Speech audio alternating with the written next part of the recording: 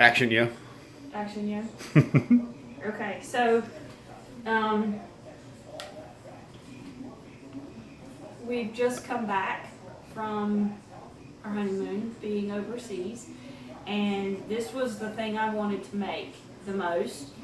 And it happened to get out there that this is what I was doing, and I have a umpteen number of people coming over today to partake of this with me. And enough people on Facebook mentioned they wanted to know how to make what I was going to make. So what I'm making is homemade chicken and pastry.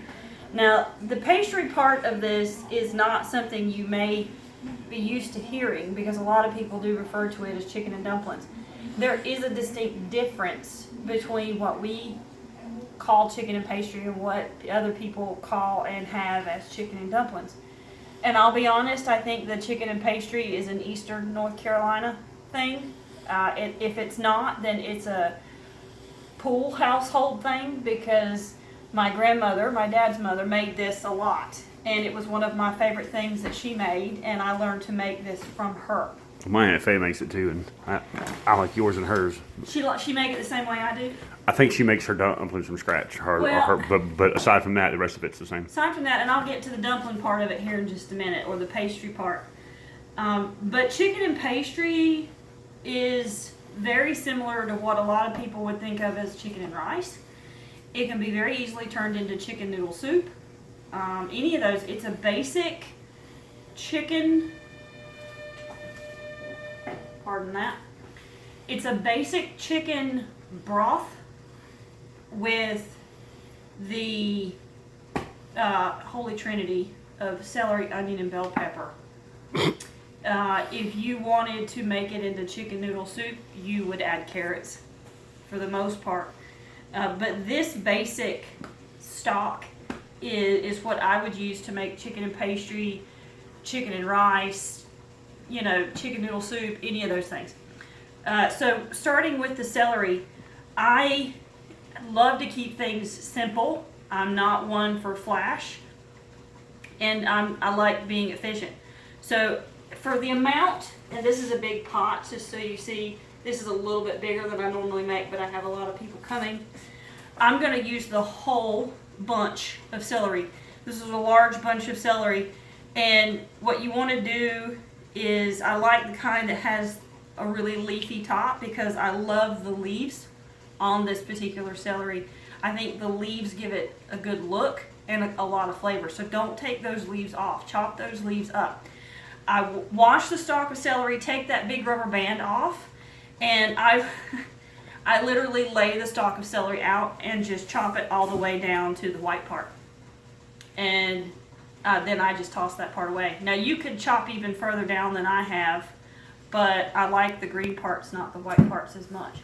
So I'm going to take this whole thing into the pot, and I'll add the water and all that other stuff later, but I'm going to go ahead and just build that up.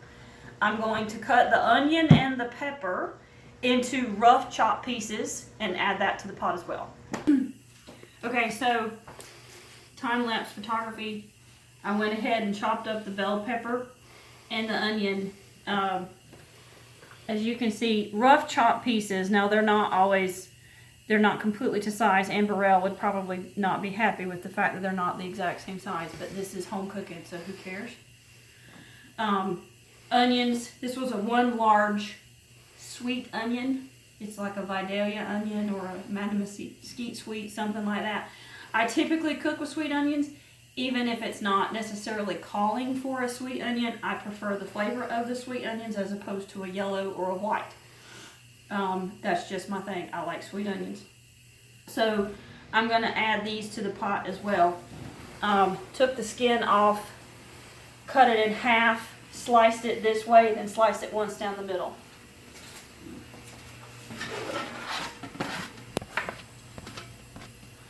So all of those are added. That'll break up.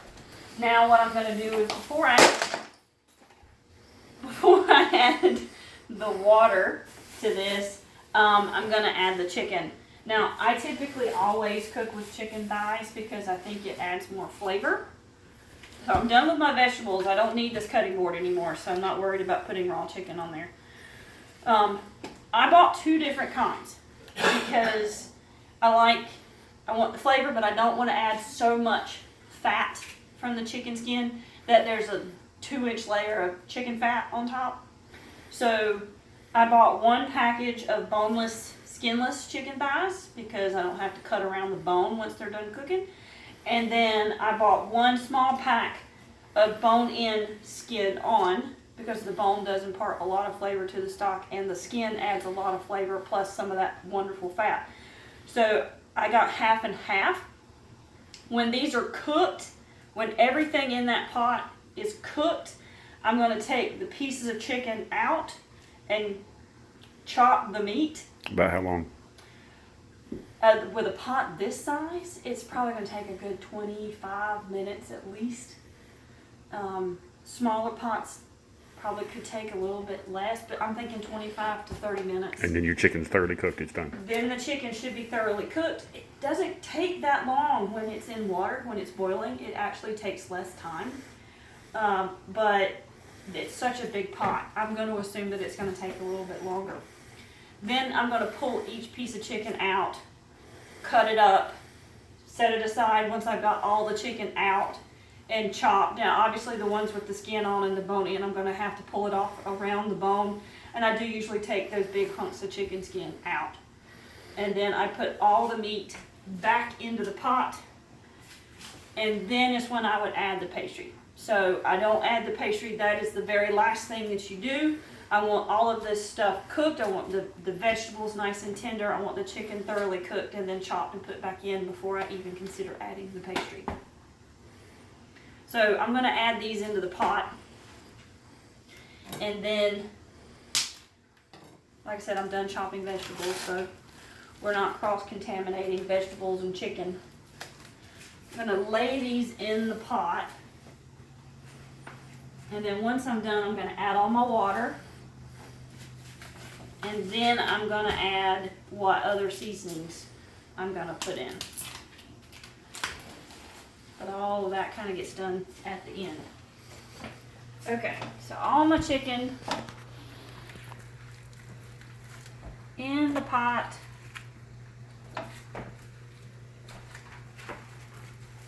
And then we're going to add the water and we're going to add the seasonings. You want to give me a break? Let me clean this up and then we'll do that. Okay. So I did a cursory cleanup, threw all my trash away, put my cutting board and my knife in the sink, washed my hands. So I moved, it's a big pot, so I moved it over here to the sink where I'm filling it up with water.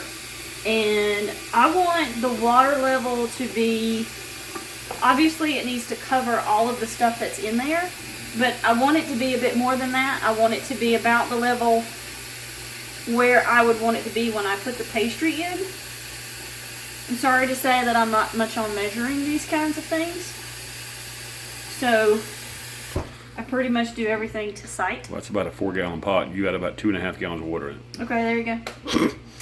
No, some of this is going to cook out obviously because of evaporation, and that's fine because it concentrates all that liquid and flavor, which is good, but you've got to make sure you've got enough liquid to cook your pastry. Typically, this is what makes chicken and pastry different from chicken and dumplings most of the time. Chicken and dumplings are real thick. It's real pasty almost, and you can achieve that with this the longer you let it sit. This will become chicken and dumplings tomorrow. If you cook it, you let it sit, whatever's left over, you put it in the fridge, it's chicken and dumplings tomorrow. Because the pastry will have broken down, it will have absorbed all that water, and it will become thicker and doughier. Typically, when we eat this, it's a thinner broth with a thinner pastry, and it's a little bit more like a big, hearty chicken and noodle. So that's one of the main differences, but if you let this sit long enough, you will achieve that doughy, pasty consistency. So I've got the water about where I want it. Take it over here to the stove.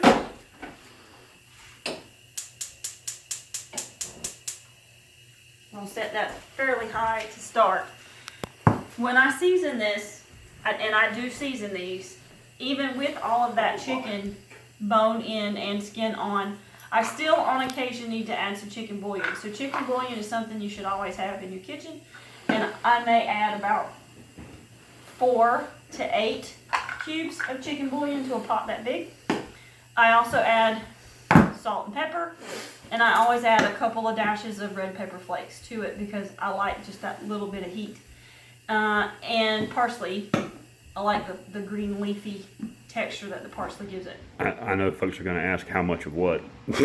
Well, the closest I came to giving you an exact amount is the 4 to 8 cubes and the couple of dashes. The rest of this is to sight and to taste. I will usually put in a pot this big. Chicken needs salt.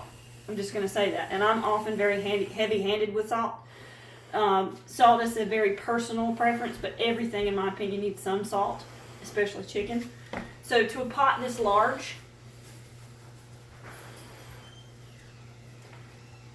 that's probably a good 2 tablespoons of salt. That's 2.5 gallons of water, and that much chicken, that is not a lot, trust me. And pepper, black pepper. That's going to probably end up being around a teaspoon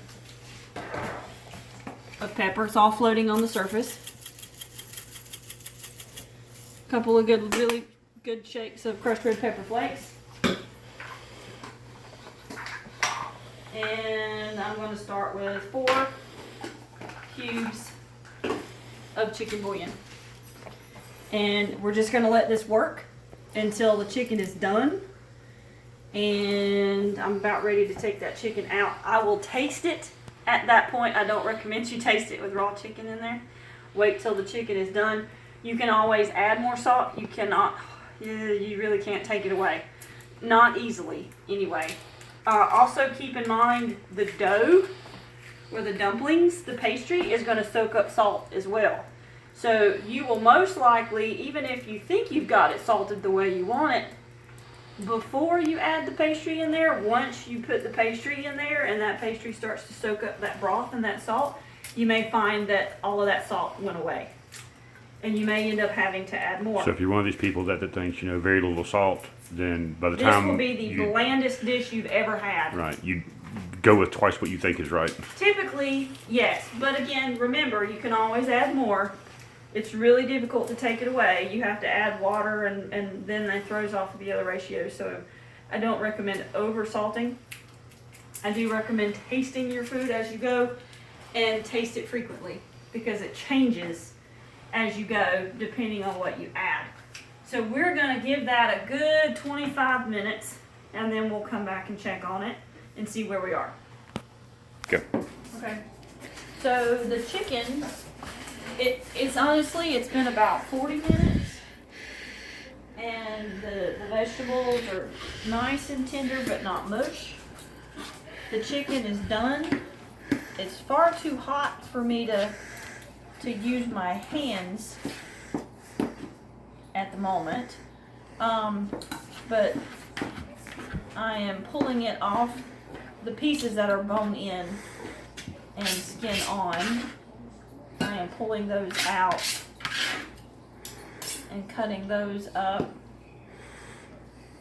Skin off. And then cutting it up. And then once I get done with that, I'll pull out the other pieces that are just chicken and do the same and chop those up as well and then return it all back. So that's just the step where I'm at right now. Okay, so the chicken is done. And I've already cut it all up. The bones and the skin I threw away. And I've added a little more water because it really cooked down. The vegetables are, again, what I call tender but not mushy. That's about what they look like. I did taste it. I did need to add about another tablespoon of salt. And I added 3 more bouillon cubes. Again, I added a lot more water to it. I added about another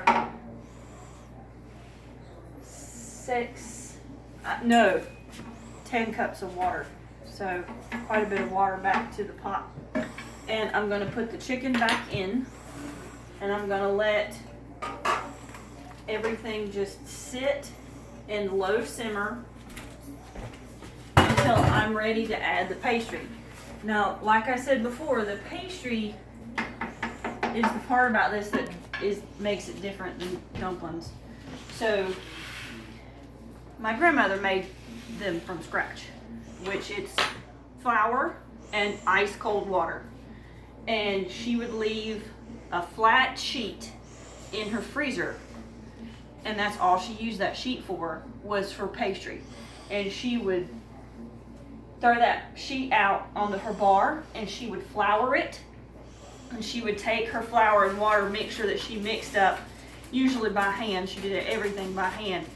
And she would make that dough, and she would put it out on that sheet with generous amounts of flour, and she would roll it out to very, very thin. It had to be very, very thin.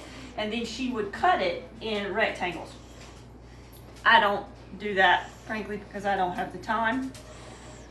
I buy them. You can buy them in the store. They're called flat dumplings. There are different brands, all different kinds. Typically what I use is Annie's flat dumplings. And this is one that was already open. I'm not going to use these, but they come frozen, and you use them frozen. These have been sitting out. They come apart, and when they're frozen, they just break. And you set them in a rolling boil of your chicken and pastry broth. It needs to be rolling boiling. And then you start setting them in. Every few handfuls you stir them, and then just keep going. I'm not going to put these in until about 15 to 20 minutes before people are here and we're ready to eat. Otherwise, the longer it sits, it gets doughier and gummier, and I don't want to do that. So I'm not going to do this part until we're ready to eat. So considering what we're making, how many boxes of those would you use? At Let me see the box. 2. Yeah, this is the box. It comes about like that. And I'm going to be using at least 2.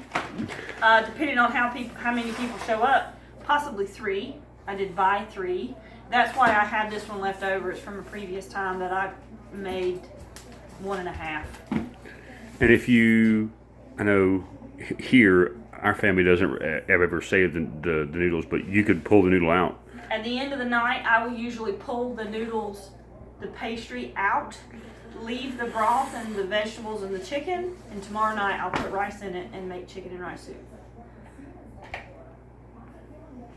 That's it. That's it.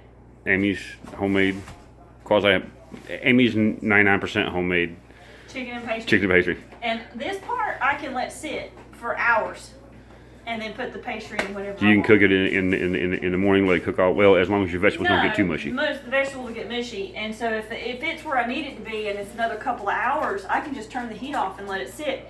But as long as the mixture is in a rolling boil when I put the pastry in, it'll be fine. And then I can turn it back on and take that last step to putting the pastry in right before we eat.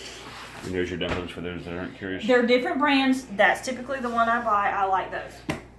All right, say goodbye. Bye.